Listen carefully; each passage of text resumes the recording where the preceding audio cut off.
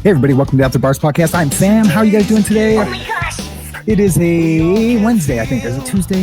I think it's Tuesday or Wednesday. Anyways, so we're going to do another video about the McAlberts, the McHiggins, the Higgins, the McAlberts, the Karen Reed fallout, all the things Karen Reed, or I think at this point it's all the things John O'Keefe.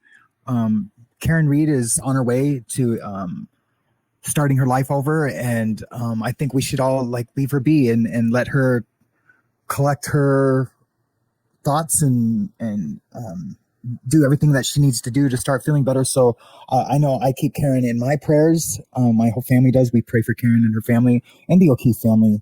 But I think now this is becoming John O'Keefe material, and also, prosecute the McAlberts and Brian Higgins material or content, whatever you want to say. But Samantha Bengino. Welcome.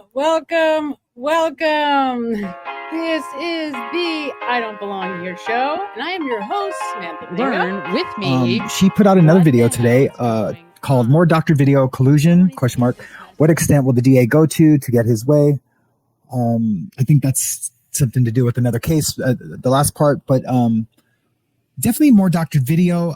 But there is some interesting things. She did have something interesting regarding Brian Higgins' hand when he's coming out of the office early in the morning of the unalive of John O'Keefe. And if you saturate the colors, the hand looks awfully red, looks super red, and a little bit swollen. If anything, there's a strawberry definitely on his knuckle. That's a fighting wound. And I just wanted to share my experience in federal prison. When there's a fight and they lock everyone down, but they don't know everyone who's involved in the fight, what they'll do is they'll lock down the unit or the whole prison, and they will go cell to cell, and they'll have everyone go like this to check for their knuckles to see if there's any cuts, scrapes, bruising. And you have to have a pretty good explanation if you weren't involved in that fight to have a cut knuckle or a bruise or a swollen hand. And a lot of times people, playing handball will hurt their hand, but most of the time it'll be the person that's involved in that fight. I'd say 99% of the time, it's a pretty good chance that person is involved in that fight. And they will write that person up, and they will use that bruised hand as absolute evidence that person was in the fight. And you will go to a hearing and you will get found guilty and you'll lose good time. It's almost like getting sentenced to 30 days in jail for being in the fight, because you've lost 30 days of your good time. Or 45 days, I think it's like 10, 15, I think it's 5, 15, 45, and then 90 days, and then I think up to 117 days. I can't remember exactly. It's been a long time since I've been in the federal prison, but they definitely use that evidence that swollen knuckle, bruised knuckle, as proof positive that you've been in a fight. And I think we can do the same thing here. Here, take a look at the video. I mean, here's the thing, okay? Brian Higgins, when he was testifying under cross-examination, Brian Higgins wanted to tell us, remember, he points out to Alan Jackson that there is video footage, that there's probably, I'm sure there's video footage, right? He's talking about being at the police station after being at 34 Fairview. And on a number of occasions, he makes a point to say, I'm sure there's video footage, right? So Higgins knows there's video footage, and he wants to share that with us. He wants the defense to know that he wants them to know that he's aware that there's video. And look, there's video that backs up my story. Well, that's odd, right? Okay. Maybe that's nothing. Maybe he's just, right? Oh yeah, I'm sure that there was a video. In other words, I'm sure that there's a video at the Canton PD. I'm sure there's a video of it. But it's a little strange that he repeatedly points that out to Alan Jackson. Okay. Now let's take a closer look at Brian Higgins' hand. And again, you tell me what you think. Okay, so we have his right hand there. Now, in this image, obviously the color saturation is completely altered, and there was an effort to try to point out that the colors were completely different on the hands. Okay. And again, now you're noticing, right, that it's not just that there's a color differential, there's some kind of swelling on what appears to be the hand of Brian Higgins.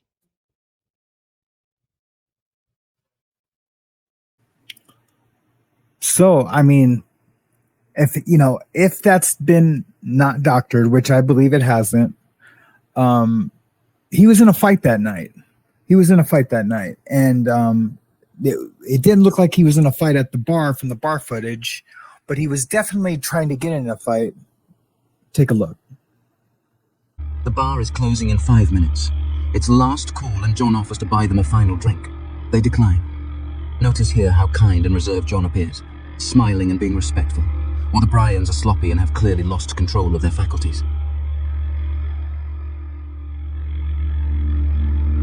John watches as Brian and Higgins can't seem to keep their hands off each other. Remember, this was their state as they waited for John to walk into 34 Fairview just moments later.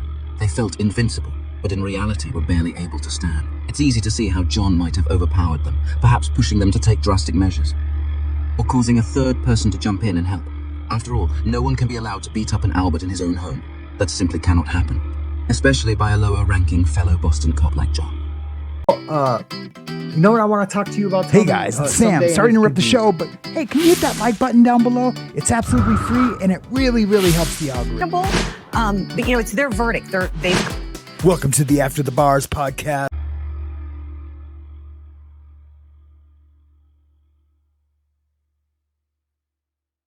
Chris Albert hugs Caitlin since he's not going to the after party with everyone else, and the rest of the Alberts head towards the door, including Higgins.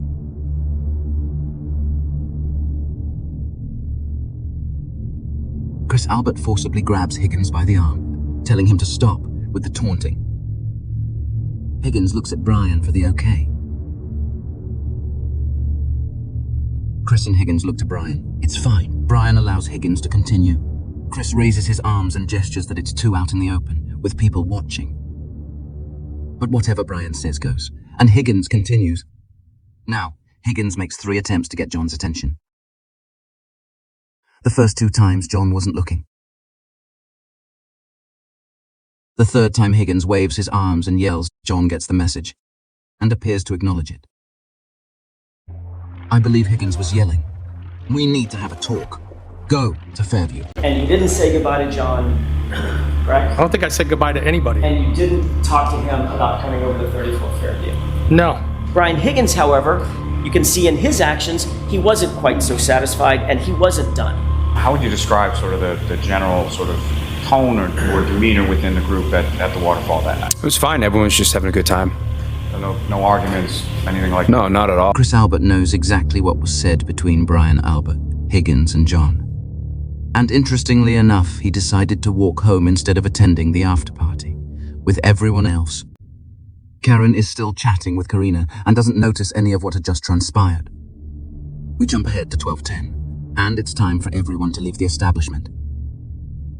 From what we can see, John has been standing alone, conversing with no one, since the outburst from Higgins 12 minutes ago. What was on his mind? What was he thinking about? That's when Jennifer McCabe went up to Karen and said, "You're coming with me." And she grabbed her, she put her arm around her and she said in front of me, "Hey, you come with me. We're gonna, and then Karen said, "Where are we going?" And Jen said, it doesn't matter. It'll be a surprise." Was it a surprise or a secret? Jen McCabe, Karina, and Karen Reed exit first. Chris knows Higgins and Brian stormed out, so what is he still doing here?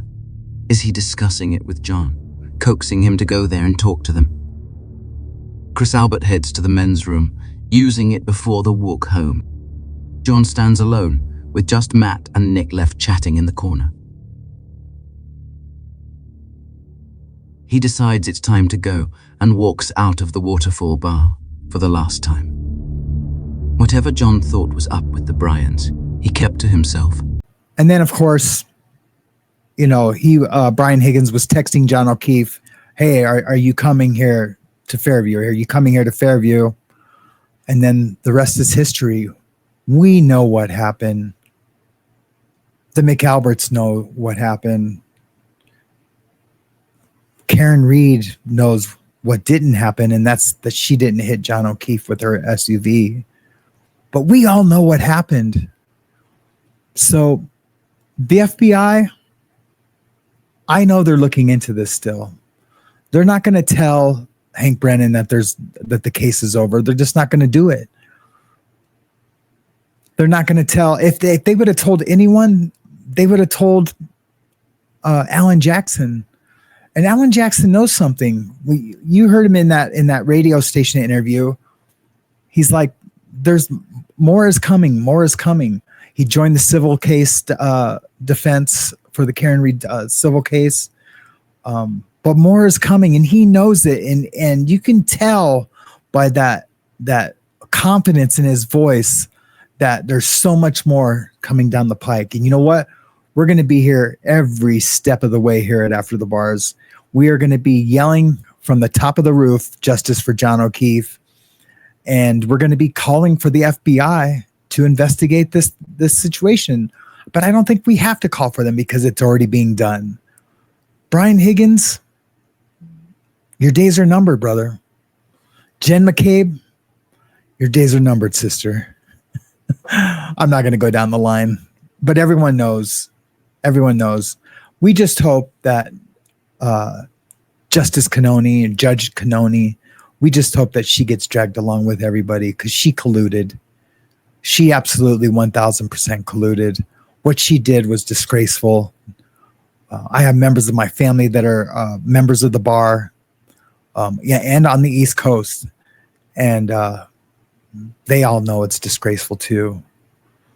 So I don't know. Just a quick bite today. I will see you guys again tomorrow. I will be doing a live on Friday, so be there or be square. It's going to be something really special. Doing some things for surviving together, Mac. And I will see you then. Remember, be kind to each other. Be kind to yourself. Give yourself some grace. And if you have to, if people aren't accepting your kindness, be intrusive about it. Okay. Mahalo. You texted John O'Keefe, "You coming here?" I did. And that had 3 question marks behind it, correct? Yes. What, if any, communication do you recall in regard to who was there or who was going to be there? With Mr. O'Keefe? Yes. Yeah, so I think at some point he said, "Who's there?" And I said, "My brother Brian." I said, "Brian." He said, "Your brother Brian?" I said, "Yeah, Brian and Brian Higgins are there." And he said, "Where's your brother Kevin?" And I said, I have no clue. And Real Fabio? yeah. Oh yeah, Yeah. Oh, I almost had the name. So yeah, he's like, yeah, that dude, he didn't testify against somebody on a murder trial.